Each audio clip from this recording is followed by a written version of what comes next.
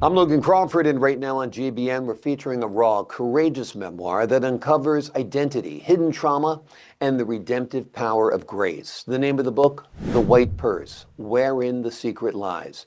It tells the true story of a woman whose life was changed forever when she discovered a long-kept family secret, that she was adopted.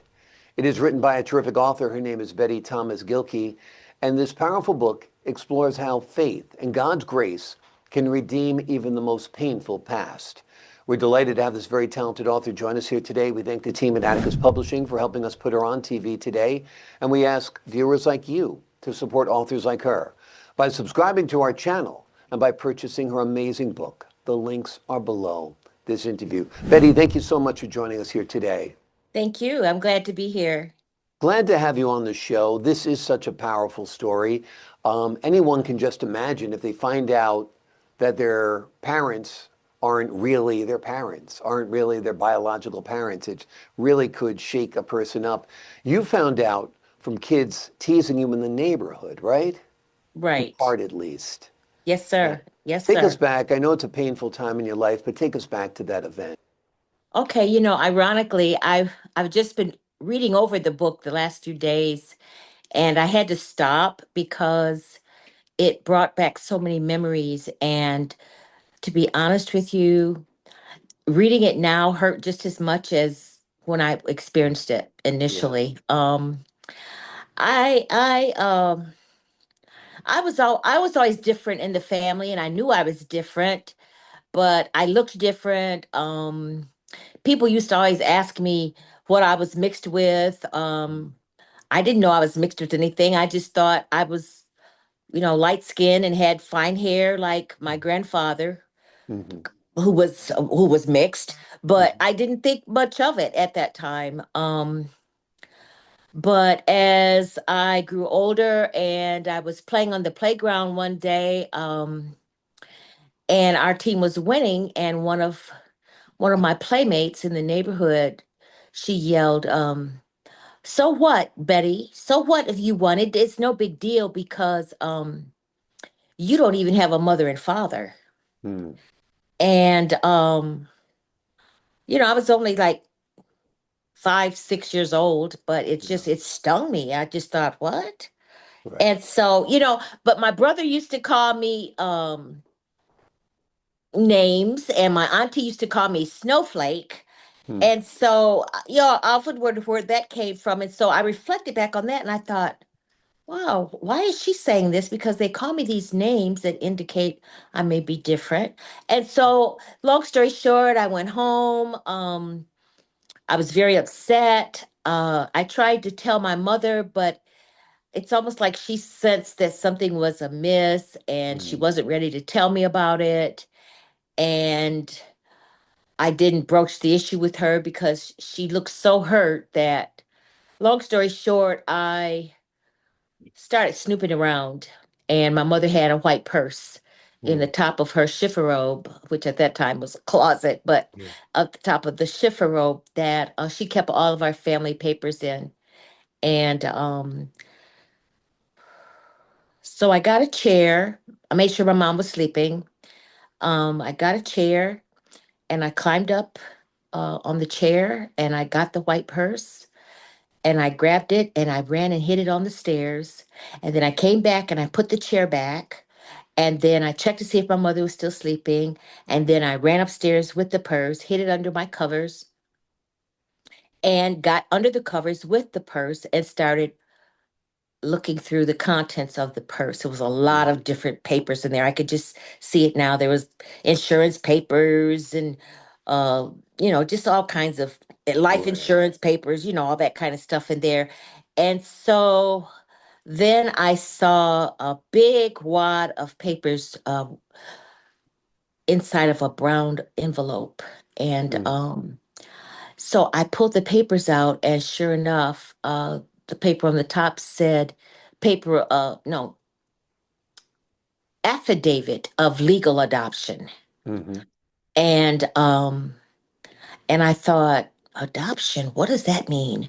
And so, I was always a studious person. So anyway, I went to my bookshelf and got my dictionary out, and I looked up adopted, what adopted meant. And I started thinking, wow, was Wendy right? Did she know what she was talking about? Mm. And I just kept looking through the papers and I saw more things that my name was Judy when I was born. Wow. It showed the name change from Judy to Betty Jean. It Mm. showed how much I weighed. It showed I was a low forceps delivery. I can remember it. I mean, we're talking, Mm. shoot, more Wow. than 60 years ago, but it's still just so fresh. And so I was so devastated. I was just so devastated. I never mentioned it to my mom. When I saw how hurt she was when I came near the subject, Mm. um, I backed off because she was so hurt. And it's like we switched roles because at that point I became the parent Yeah. and she became the child. And Yeah. I didn't want to hurt her the way I was hurting. And so I didn't mention it until I was a teenager and I got pregnant. I was Mm. seeing someone that I should not have been involved with, Mhm. and I got pregnant. And she said to me, "Why did you do that?" Mm. I told you to let me know if you were going to be sexually active, and I would have helped you with that. And I basically said, "Well, I didn't tell you because you didn't tell me I was adopted." Mm. So I held on to that for a good 10, 11 years. Wow. Wow. But what I did, I acted out so. Mm. I acted out my behavior. I was such a good student. I skipped a grade. I was very smart. I was very active. And when I got around 15, I flipped the script. I flipped the script. I became a worst nightmare. And Mm. at one point, she said, "What is wrong with you? What has happened? Why have you changed so much?" And that's just how I responded to it. It was just, Wow. yeah, Well, that's quite a secret to keep for a decade when you're just a child. it Any is. secret is hard to keep. I mean, you must have been curious, you must have been angry, you must have been hurt, a whole bunch of emotions you were going through. Um, did it feel, how did it change the relationship between you and your adopted mom? I still loved her dearly. I Yeah. loved her immensely. But what it did, it helped. I was looking at things from a different perspective. I remember when I recalled when we used to play paper dolls, Mm. and she would say, "My paper doll is named Cindy, Mm. but yours is named Judy. Mm. We're going to name your paper doll Judy." And she said it in such a way, Judy. Well, that was my name when I was Mm. born. It was Judy. Mm. And, I guess when you're adopted, they just give you one name, and so I Right. was Judy. And so once I found that paper, I started thinking back on different things. And, keep in mind, I'm only 5, 6, 7 years old, but she'd done so many passive aggressive things Mm. and said little things. And yeah, it changed our relationship because I developed major trust issues. Mm. Um, I didn't trust her anymore. I believe she loved me, but I also started as I got older. I started feeling like maybe I remind her of my birth mother, and maybe I was reminding my dad of my birth mother, and maybe that's why she kept him away from me all the Mm. time. And I just started seeing things from a different perspective. It's like God had just taken this veil off of my eyes and I was just seeing so many things, realities that I wasn't prepared for. Yeah. Yeah, it's a tremendous amount of information, emotionally and factually to deal with as a child or at any age. So telling a child that he or she is adopted at an appropriate time in his or her life is the thing to do. Obviously, your parents mishandled that. There are no rule books, but they made a mistake there, and it impacted you. When did you start to turn things around? When get Oh my off of that God. rebellious streak, the Oh my self-destructive God. behavior? Oh my God. I had to go through so much counseling. Mm, I mean, I was stealing clothes. I was sneaking the car because I could start drive. My dad taught me to drive at age 12. When my mm, parents would be gone, I would drive the car around the neighborhood, 12, 13 years old. I was dating married men. mm. I was, oh my God, oh my God. Yeah. Then I had a bad choice in guys, and I dated someone who was physically abusive. And then my dad was a pedophile, and he sexually abused me. Mm, And, I went through counseling, I would say a good 20 years. I didn't start getting myself together really until 1989 when I was pregnant with my daughter, who was my second child. wow. Wow. And so Amazing. we're talking about from this, we're talking about I was on a 30-year reign of terror and Yeah. self-destruction. Yeah. Yeah. Yeah. Absolutely. Absolutely. Faith, did that come into play? Your relationship with God? Tell us a little bit about how your faith helped Oh, redeem you as look, oh well. my God, oh my God, oh my God. If it had not been for the Lord on my side, I don't know where I would be. And that is the honest to God's truth.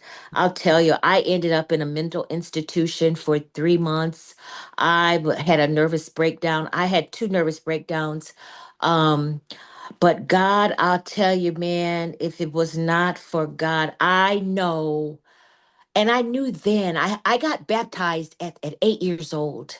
Hmm. It talks about it in my book that I was an usher, a junior usher at our church, and the minister preached a sermon about Jesus and getting, you know, before the crucifixion and told that whole story. And it hit me so deeply, I just started crying Mm, because I felt like I knew him and I felt his pain and I felt what he went through.